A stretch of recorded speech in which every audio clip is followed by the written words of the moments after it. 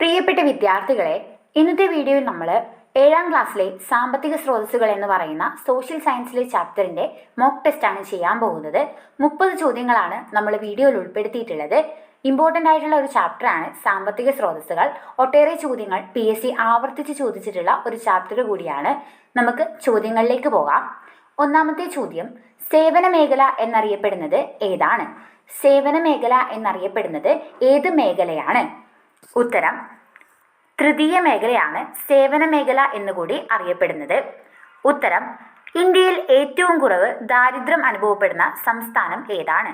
ഇന്ത്യയിൽ ഏറ്റവും കുറവ് ദാരിദ്ര്യം അനുഭവപ്പെടുന്ന സംസ്ഥാനം ഏതാണ്? ഉത്തരം ഹിമാചൽ പ്രദേശാണ്. 2011 കണക്ക് പ്രകാരമാണ് ഹിമാചൽ പ്രദേശ്. അടുത്ത ചോദ്യം, സ്ഥിതിവിവര കണക്കുകൾ ഉപയോഗപ്പെടുത്തി ദേശീയ വരുമാനം കണ്ടെത്തുന്ന സ്ഥാപനം ഏതാണ്?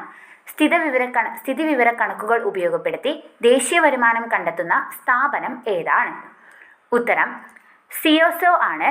സ്ഥിതിവിവര കണക്കുകൾ ഉപയോഗപ്പെടുത്തി ദേശീയ വരുമാനം കണ്ടെത്തുന്നത് സെൻട്രൽ സ്റ്റാറ്റിസ്റ്റിക്കൽ ഓഫീസ് എന്നാണ് CSOൻ്റെ ഫുൾ ഫോം.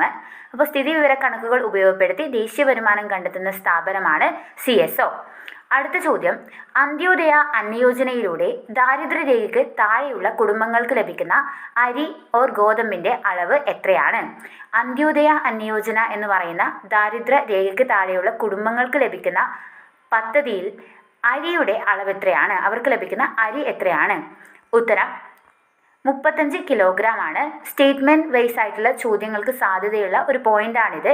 അന്ത്യോദയ അന്നയോജനയിലൂടെ ദാരിദ്ര്യരേഖയ്ക്ക് താഴെയുള്ളവർക്കാണ് ഗുണം ലഭിക്കുന്നത്. കുടുംബങ്ങൾക്ക് 35 കിലോഗ്രാം അരി അല്ലെങ്കിൽ അതേ അളവിലുള്ള ഗോതമ്പ് ലഭിക്കുന്നുണ്ട്. അടുത്ത ചോദ്യം, ഇന്ത്യയിൽ ഏറ്റവും കൂടുതൽ ദാരിദ്ര്യം അനുഭവപ്പെടുന്ന സംസ്ഥാനം ഏതാണ്? ഇന്ത്യയിൽ ഏറ്റവും കൂടുതൽ ദാരിദ്ര്യം അനുഭവപ്പെടുന്ന സംസ്ഥാനം ഏതാണ്? ഉത്തരം ബീഹാർ ആണ്. അടുത്ത ചോദ്യം, ദാരിദ്ര്യരേഖ നിർണ്ണയിക്കുന്നതിനായി നഗരപ്രദേശങ്ങളിൽ പ്രതിദിനം എത്ര കലോറിയിൽ താഴെ പോഷണം ജനങ്ങൾക്ക് ലഭിക്കണമെന്നാണ് ആസൂത്രണ കമ്മീഷൻ കണക്കാക്കുന്നത്?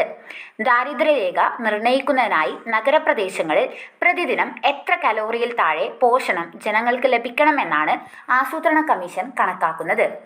ഉത്തരം 2100 കലോറിയാണ് നഗരപ്രദേശങ്ങളിലെ ജനങ്ങൾക്ക് ലഭിക്കേണ്ടത്.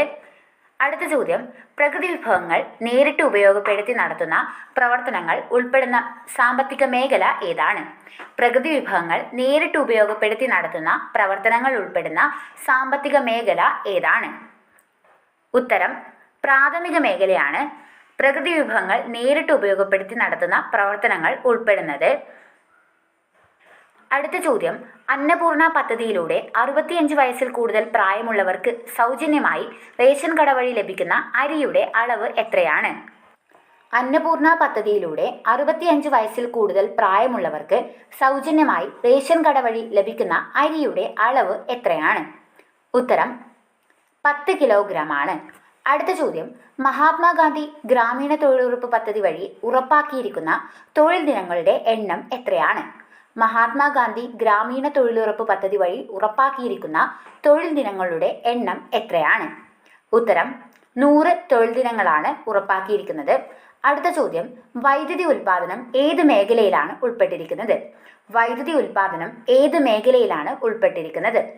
ഉത്തരം ദ്വിതീയ മേഖലയിലാണ് വൈദ്യുതി ഉൽപ്പാദനം ഉൾപ്പെട്ടിരിക്കുന്നത്. അടുത്ത ചോദ്യം, സാമൂഹ്യ സേവന പ്രവർത്തനങ്ങൾ ഏത് മേഖലയിലാണ് ഉൾപ്പെട്ടിരിക്കുന്നത്?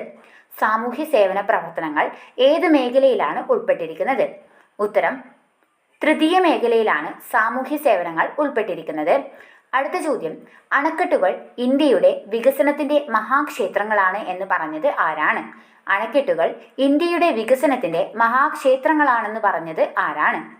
ഉത്തരം ജവഹർലാൽ നെഹ്റു ആണ് അണക്കെട്ടുകൾ ഇന്ത്യയുടെ വികസനത്തിൻ്റെ മഹാക്ഷേത്രങ്ങളാണെന്ന് പറഞ്ഞത്. അടുത്ത ചോദ്യം, ഏത് പഞ്ചവത്സര പദ്ധതിയാണ് ആദ്യമായി ദാരിദ്ര്യ നിർമ്മാർജ്ജനം പ്രധാന ലക്ഷ്യമായി സ്വീകരിച്ചത്?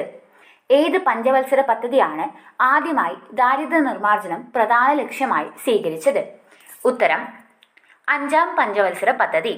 അടുത്ത ചോദ്യം, വ്യവസായ മേഖലയ്ക്ക് പ്രാധാന്യം നൽകിയ പഞ്ചവത്സര പദ്ധതി ഏതാണ്? വ്യവസായ മേഖലയ്ക്ക് പ്രാധാന്യം നൽകിയ പഞ്ചവത്സര പദ്ധതി ഏതാണ്? ഉത്തരം 2ാം പഞ്ചവത്സര പദ്ധതിയാണ് വ്യവസായ മേഖലയ്ക്ക് പ്രാധാന്യം നൽകിയത്. അടുത്ത ചോദ്യം 73-74 ഭരണഘടനാ ഭേദഗതികൾ പാർലമെന്റ് പാസാക്കിയ വർഷം ഏതാണ്? 73-74 ഭരണഘടനാ ഭേദഗതികൾ പാർലമെന്റ് പാസാക്കിയ വർഷം ഏതാണ്? ഉത്തരം 1992-ലാണ് 73-74 ഭരണഘടനാ ഭേദഗതികൾ പാർലമെന്റ് പാസാക്കുന്നത്. അടുത്ത ചോദ്യം വ്യാവസായിക വികസനം ഏത് പഞ്ചവത്സര പദ്ധതിയുടെ ലക്ഷ്യമായിരുന്നു? വ്യാവസായിക വികസനം ഏത് പഞ്ചവത്സര പദ്ധതിയുടെ ലക്ഷ്യമായിരുന്നു? ഉത്തരം 2ാം പഞ്ചവത്സര പദ്ധതിയുടെ ലക്ഷ്യമായിരുന്നു വ്യാവസായിക വികസനം. അടുത്ത ചോദ്യം സെൻട്രൽ സ്റ്റാറ്റിസ്റ്റിക്കൽ ഓഫീസ് സ്ഥാപിതമായ വർഷം ഏതാണ്? സെൻട്രൽ സ്റ്റാറ്റിസ്റ്റിക്കൽ ഓഫീസ് സ്ഥാപിതമായ വർഷം ഏതാണ്? ഉത്തരം 1951-ലാണ് സെൻട്രൽ സ്റ്റാറ്റിസ്റ്റിക്കൽ ഓഫീസ് സ്ഥാപിതമായത്. ഇന്ത്യൻ ആസൂത്രണത്തിന്റെ പിതാവ് എന്നറിയപ്പെടുന്നത് ആരാണ്? ഇന്ത്യൻ ആസൂത്രണത്തിന്റെ പിതാവ് ആരാണ്? ഉത്തരം എം വിശ്വേശ്വരയ്യ. അടുത്ത ചോദ്യം ഗ്രാമീണ വികസനവും വികേന്ദ്രീകാസൂത്രണവും ലക്ഷ്യമായ പഞ്ചവത്സര പദ്ധതി ഏതാണ്? ഗ്രാമീണ വികസനവും വികേന്ദ്രീകാസൂത്രണവും ലക്ഷ്യമായ പഞ്ചവത്സര പദ്ധതി ഏതാണ്? ഉത്തരം 9ാം പഞ്ചവത്സര പദ്ധതിയാണ്. അടുത്ത ചോദ്യം സ്ഥിതിവിവരക്കണക്കുകൾ ഉപയോഗപ്പെടുത്തി ദേശീയ വരുമാനം കണ്ടെത്തുന്ന സ്ഥാപനം ഏതാണ്? സ്ഥിതിവിവരക്കണക്കുകൾ ഉപയോഗപ്പെടുത്തി ദേശീയ വരുമാനം കണ്ടെത്തുന്ന സ്ഥാപനം ഏതാണ്? ഉത്തരം CSO ആണ് ദേശീയ വരുമാനം കണ്ടെത്തുന്നത്. അടുത്ത ചോദ്യം ബാങ്കിംഗ്, ഇൻഷുറൻസ് എന്നിവ ഏത് മേഖലയിൽ ഉൾപ്പെട്ടിരിക്കുന്നു? ബാങ്കിംഗ്, ഇൻഷുറൻസ് എന്നിവ ഏത് മേഖലയിലാണ് ഉൾപ്പെട്ടിരിക്കുന്നത്? ഉത്തരം തൃതീയ മേഖലയിലാണ് ഇവ ഉൾപ്പെട്ടിരിക്കുന്നത്. അടുത്ത ചോദ്യം സുസ്ഥിര വികസനം ഏത് പഞ്ചവത്സര പദ്ധതിയുടെ മുഖ്യ ലക്ഷ്യമായിരുന്നു?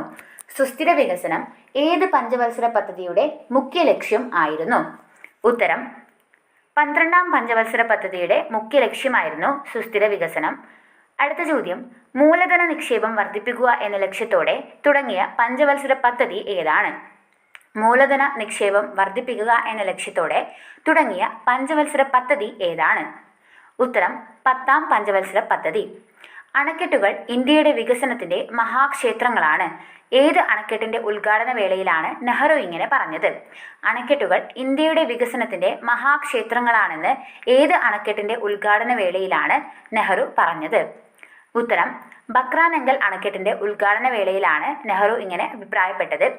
അടുത്ത ചോദ്യം കാർഷിക മേഖലയുടെ സമഗ്ര വികസനം ഏത് പഞ്ചവത്സര പദ്ധതിയുമായി ബന്ധപ്പെട്ടിരിക്കുന്നു?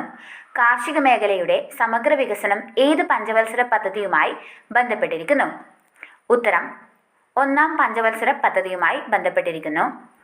അടുത്ത ചോദ്യം ബോംബെ പദ്ധതി തയ്യാറാക്കിയത് ഏത് വർഷമായിരുന്നു? ബോംബെ പദ്ധതി തയ്യാറാക്കിയത് ഏത് വർഷമായിരുന്നു? ഉത്തരം 1944-ലാണ് ബോംബെ പദ്ധതി ആവിഷ്കരിക്കുന്നത്. അടുത്ത ചോദ്യം ജവഹർലാൽ നെഹ്റുവിന്റെ നേതൃത്വത്തിൽ ദേശീയ ആസൂത്രണ സമിതി രൂപീകരിച്ച വർഷം ഏതാണ്? ജവഹർലാൽ നെഹ്റുവിന്റെ നേതൃത്വത്തിൽ ദേശീയ ആസൂത്രണ സമിതി രൂപീകരിച്ച വർഷം ഏതാണ്?